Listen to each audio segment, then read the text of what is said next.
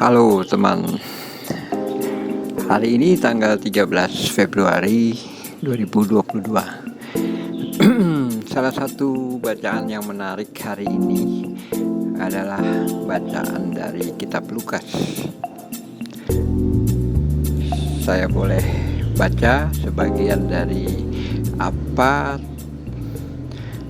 surat dari Lukas, yang dari kitab Lukas ya, di mana Yesus dikisahkan datang dengan perahu di satu tempat, terus di situ murid-murid Yesus bertemu juga murid-murid Yesus lainnya yang di luar 12 ini, yang jumlahnya banyak, dan beberapa orang yang datang dari Yerusalem, dari Galilea, dari mana saja. Nah, di situ Yesus dikatakan berbicara kepada murid-muridnya. Salah satunya adalah yang menarik, berbahagialah kamu bila demi Anak Manusia kamu dibenci, dikucilkan dan dicela serta ditolak. Bersukacitalah dan bergembiralah pada waktu itu, sebab sesungguhnya besarlah ganjaranmu di surga. Karena secara itu pula nenek moyang mereka telah memperlakukan para nabi. Tetapi celakalah kamu, hai orang kaya, karena dalam kekayaanmu kamu telah memperoleh penghiburan. Celakalah kamu yang kini kenyang, karena kamu akan lapar. Celakalah kamu yang kini tertawa, karena kamu akan bersedih. Nah, di sini baru sebagian. Sebaliknya dia juga Yesus juga menghibur kepada orang-orang miskin. Berbahagialah kamu yang di dunia ini miskin, karena kamu akan tertawa, akan memperoleh penghiburan dan lain-lain. Nah, yang menarik bagi saya, seperti saya tulis juga di Facebooknya Catholic Friendship, adalah tentang perkataan Yesus, berbahagialah kamu bila demi Anak Manusia kamu dibenci, dikucilkan dan dicela serta ditolak. Ini menyiratkan betapa tantangan seorang Katolik itu sangat kuat ya. Maksudnya tantangannya tuh begitu berat. Karena apa? Karena dia harus memperkenalkan Yesus di masyarakat kita umumnya. Siapa Yesus?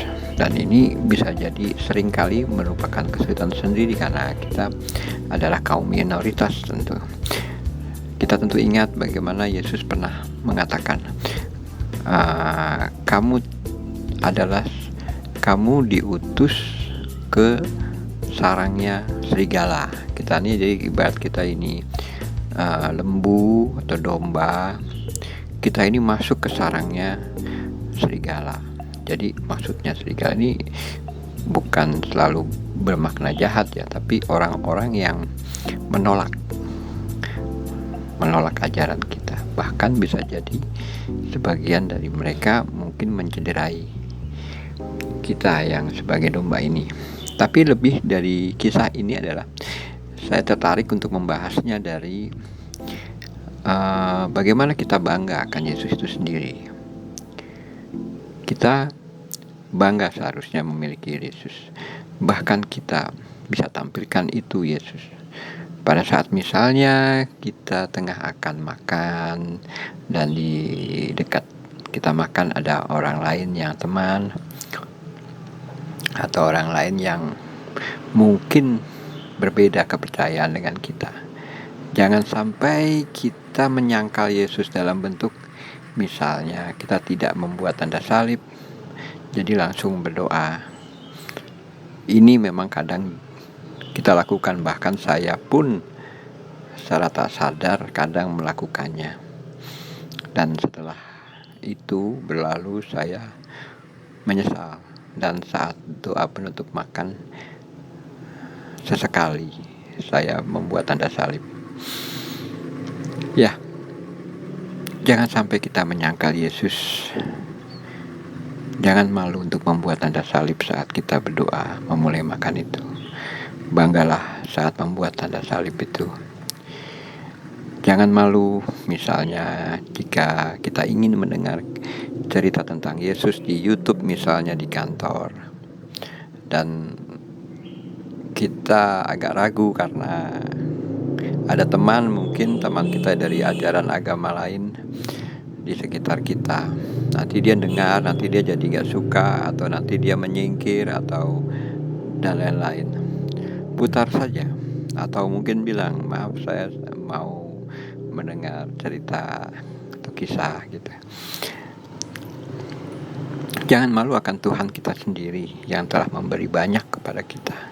Sadar atau tanpa kita sadar, apa yang kita miliki sekarang itu adalah berkat kemurahan Tuhan. Walau memang kita sudah berusaha untuk mendapatkannya, tetapi tanpa berkat dari Tuhan, tentu kita belum tentu memilikinya. Berkat keselamatan, berkat kemurahan rezeki,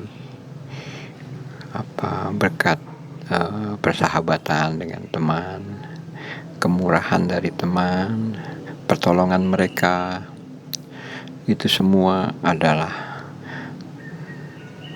berkat yang kita dapat dari Tuhan. Ini saya pernah berpikir kenapa seakan Yesus itu membenci orang kaya dengan mengatakan orang kaya itu jauh dari kerajaan surga.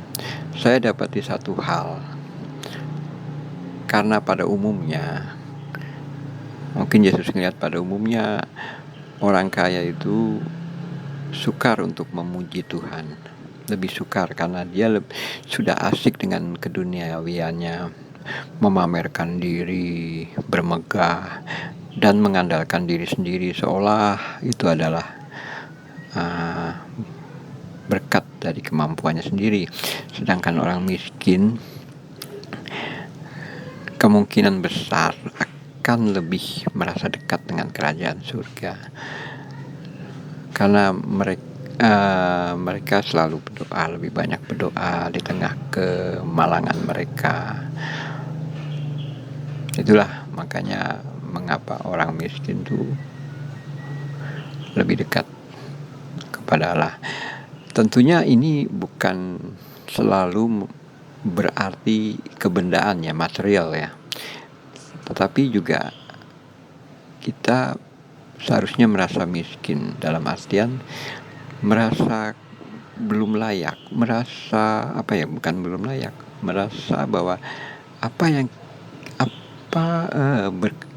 iman yang kita kumpulkan itu masih kurang.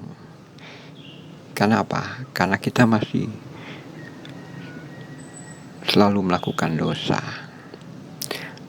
Dan tidak saja melakukan dosa, kita juga seringkali lupa akan Dia, bahkan menyangkalnya.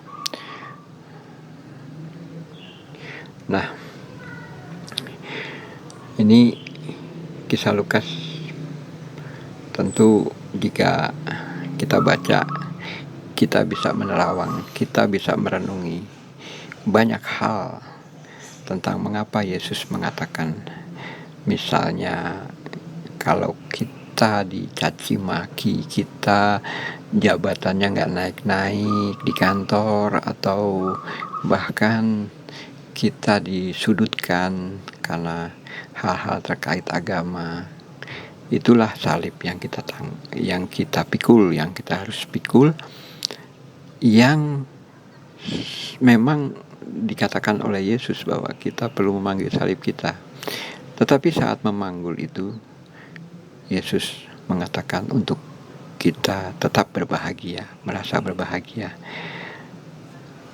Walau kita dibenci, dikucilkan, ditolak, kita tetap bergembira. Itulah ganjaran kita, ganjaran untuk seorang Katolik seperti kita, dan kita bangga memiliki hal seperti itu. Demikian renungan hari ini dari kitab Lukas. Terima kasih untuk Anda yang sudi mendengarkan, untuk teman-teman yang sudi mendengarkan renungan ini. Salam damai dan Tuhan memberkati. Amin.